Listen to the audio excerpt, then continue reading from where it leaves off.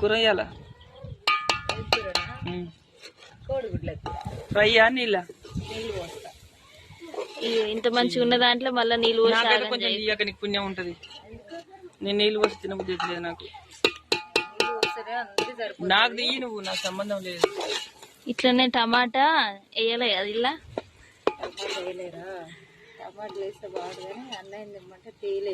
ఉల్లిగడ్డ ఇట్లా ఫ్రై లాగానే బాగుంటది.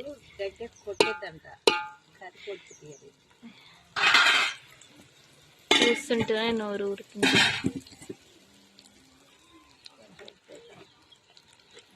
ఈరోజు అయితే మాది ఎగ్ కర్రీ. మరి మీరేం చేసుకున్నారో కామెంట్ చేయండి ఫ్రెండ్స్.